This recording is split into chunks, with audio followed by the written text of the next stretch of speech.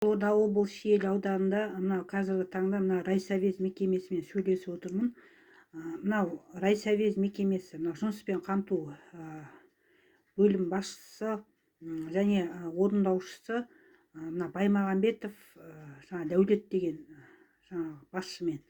Енді мынау кісі келді аспанда деп мынау айта беретін таусылмайтын жыр, мынау жұмыссыздық қой.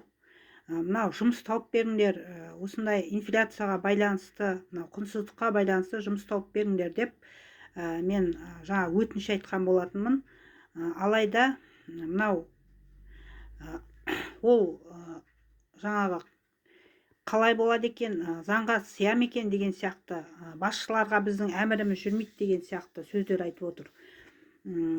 Басшыларға айтатын, сіздерге мен, мынау бүкіл ауданның басшыларына айтатын, сіздерге мен ардагердің тоқалына алғыс хатпен істеген жұмысымды, тұрақты жұмысымды алып бер деген жоқпын. Ойланбай отырып алып, міне жұмыс берушілер, мынау қатынас хат бересіздер. Міне жұмыс істеп, нан тауып жүрген адамдарға үстінен айтпай қатынас хат бересіздер. Міне мынау жұмыстың, мынау мекемелерді жаңағы тексеріп, шындап жаңағы қадағалауға алса, біреуінің қызы, біреуінің ұлы, біреуінің жаңағы інісі, сіңілісі, қарындасы болып шығып жатыр. Міне.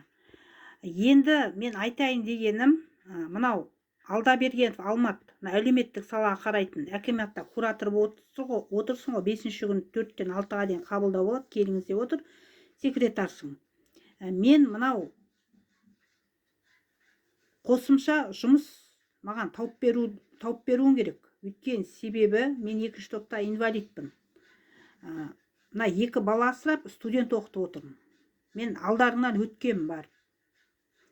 Мынау халыққа қиянат істеп отқан жұмыс берушілерге, мына басшыларға айтатын, сіздер Құдайдан қорқыңыздар. Құдайдан. Үстіне қатынас хат беріп, жұмыстан шығарып жіберіп, әкім айтты, мынау жаңа районын айтып жатыр, шығарып жер деп жатыр жұмыстан, өз өтінішіңмен кет деп, жандай осындай доққы көрсетіп, жұмыссыз, нансыз қалдырып, міне балдарын аш қалдыратын жұмыс берушілер бар ауданда, мына Шиелі ауданында. Мен сіздерге айтайын дегенім, мынау қатынас хат беретін кезде бір жұмысшының үстінен 7 өлшеп бір қию керек деп мен ойлаймын. Өйткені себебі сіздер сияқты ол да күн көреді, бала шағасы бар, наны бар, тамағы бар.